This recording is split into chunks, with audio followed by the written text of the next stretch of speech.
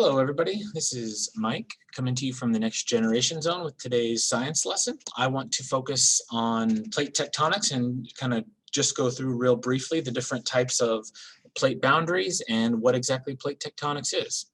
So the idea of plate tectonics is that the Earth's crust, or the outer layer of the Earth, is broken apart into these jigsaw puzzle-like pieces that kind of float along or move slowly over time. And the evidence to support this theory is that we know that the seafloor is slowly spreading. If we look at this map, you can see these are the different plates that the Earth's crust is made up of. And they're drifting and moving very slowly over time in different directions. And what I want to focus on are the different types of boundaries. In other words, where one plate meets another plate, what are those plates doing? And when we talk about plate tectonics, and I say they're moving slowly, these plates are moving anywhere from a ½ inch to 4 inches a year. Okay, so very slow. So the first type of plate boundary is called a constructive or a divergent plate boundary. These usually occur in mid-ocean boundaries where plates are moving away from each other. So divergent means plates are moving away, right? You've got two plates moving in opposite directions, and what happens typically, again, because they happen in the middle of the ocean, is, right, they drop like that. So the reason that they're also known as constructive plate boundaries, right? So divergent is obvious, right? The two plates are diverging or moving away from each other. They're also called constructive because at divergent plate boundaries, new crust is actually being formed, right? Because if plates are moving away from each other, then what's filling that void, right? Well, you have molten rock coming up from deep down in the earth, right? And once it rises to the surface, or in the case of the ocean, right, when it comes in contact with water, you get solid rock or new crust being formed, right? So again, that's a constructive or a divergent plate boundary, where the two plates are moving away. The next type is a destructive or convergent plate boundary. Convergent means to come together. That's where you have two plates that are running into each other.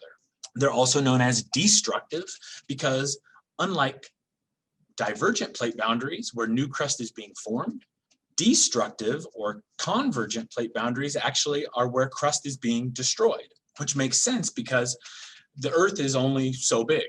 And so if new crust is being formed at certain places, it makes sense that in other places, crust is being destroyed or recycled back into the Earth.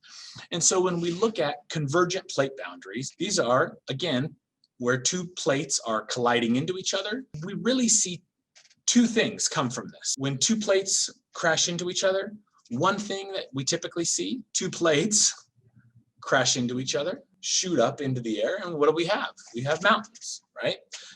The other thing that we see is two plates crashing into each other, and one actually gets pushed underneath and gets sent back into the air, into the mantle or the next layer down in the Earth, and that crust is then recycled back into the Earth's center. And then the last type of plate boundary is a transform or a conservative plate boundary. A transform boundary is where you have two plates that are sliding alongside each other, right? They're not running into each other, they're not moving away from each other, they're just slipping by each other. And this is where crust is not being destroyed, it's not being created, but what you do have is an immense amount of friction at these transform plate boundaries.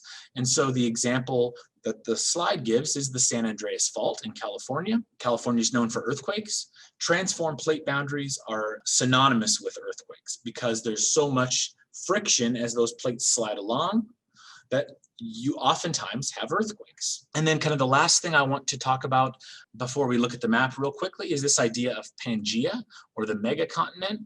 And that's this idea that if we wind back the history of the Earth, originally we had one giant landmass that has since broken apart, and those different pieces have drifted around, and we now have the continents that we recognize, right? So the idea of Pangaea is that if we look at all of the continents that we have now, they kind of fit together, right? Like if we look at the coast of Africa and the coast of the Americas, they seem to want to fit together.